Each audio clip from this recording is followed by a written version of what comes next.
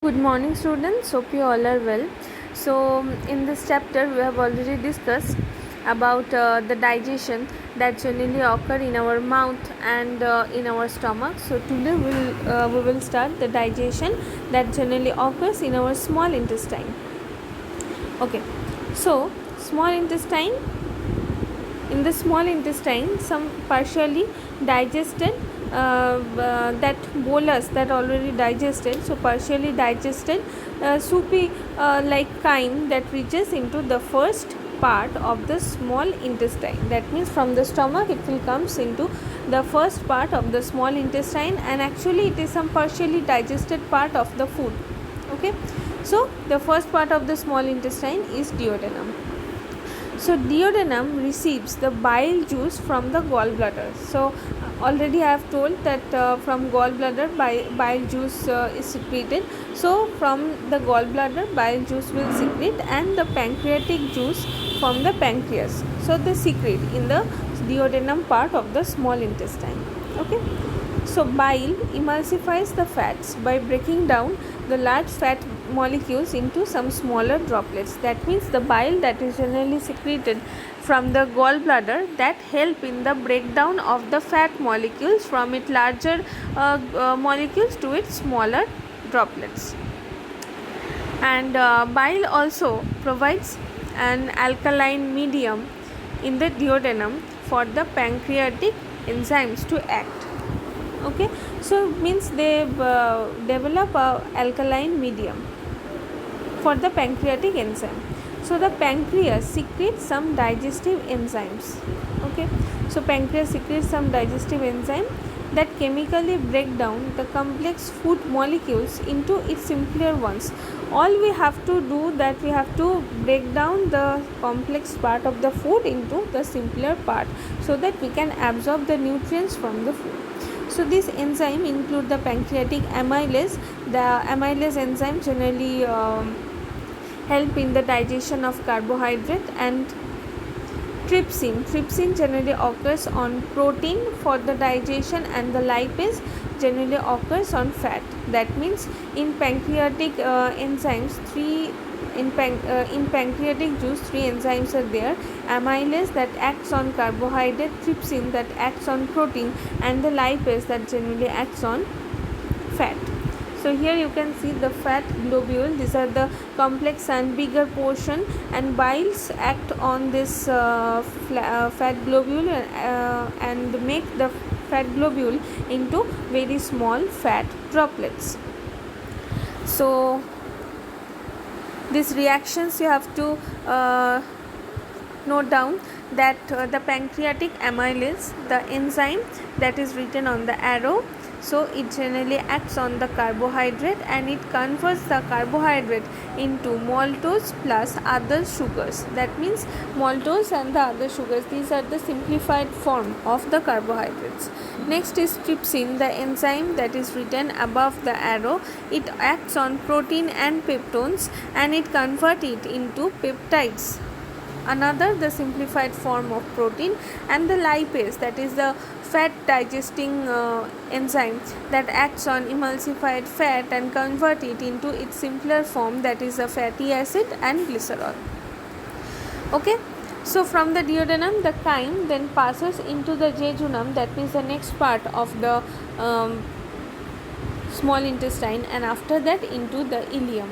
Okay, so the cells lining in the ileum, means the last part of the small intestine, they secrete an intestinal juice that contains a huge number of enzymes into this, and some enzymes like erepsin, maltase, sucrase and lactase. Okay, so erepsin, maltase, sucrase and lactase, these are the enzymes that present in the intestinal juice, and that generally secreted from the ileum part of the small intestine. So food is act upon by these enzymes, and the digestion is completed. Okay, that means in small intestine all the digestion completed.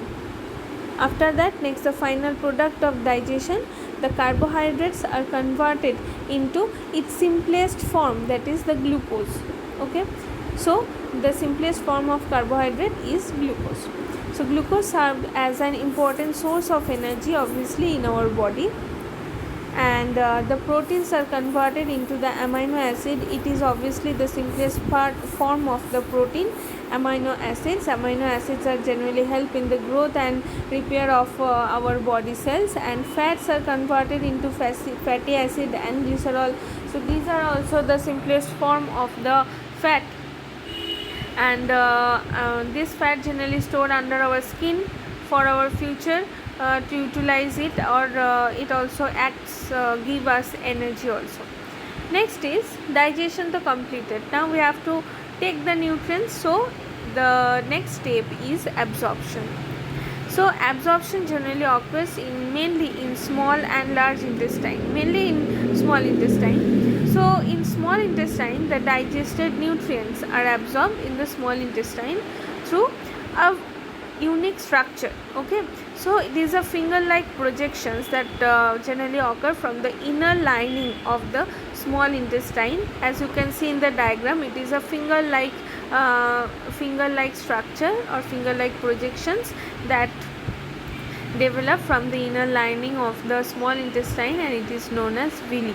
Okay, so villi have a very large surface area. Why large surface area? Because if there is large surface area, so they can absorb more nutrients.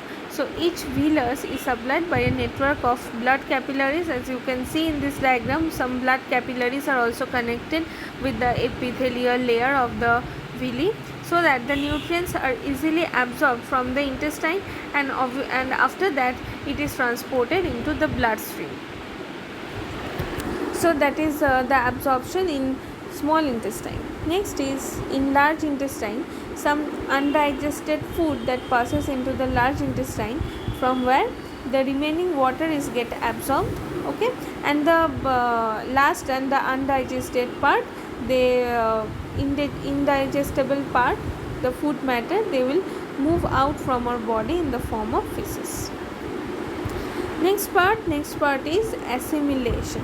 Okay, so the digested food molecules that have already absorbed through the villi are transported where? Into the blood vessels, to our liver, and finally to our body cells, because the body cells need the nutrients to perform some proper functions.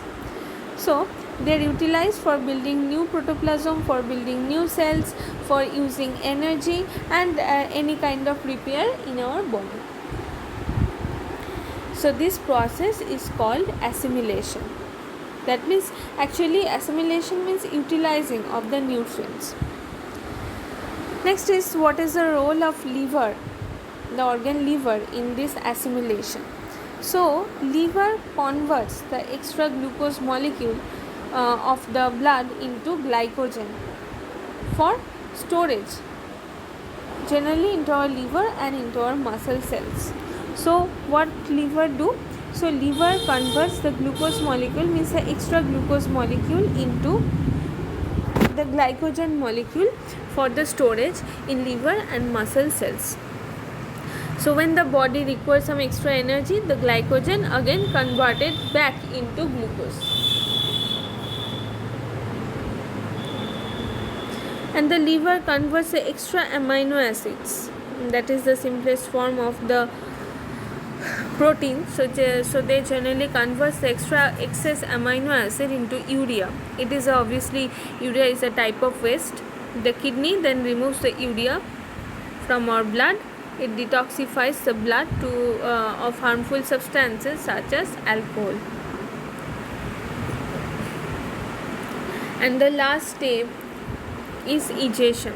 So the semi-solid undigested food that present in the large intestine is stored temporarily in the rectum in the form of feces. It mainly consists of the fibers, dead cells, some bacteria, bile pigments. So this generally expelled out from our body through the anus.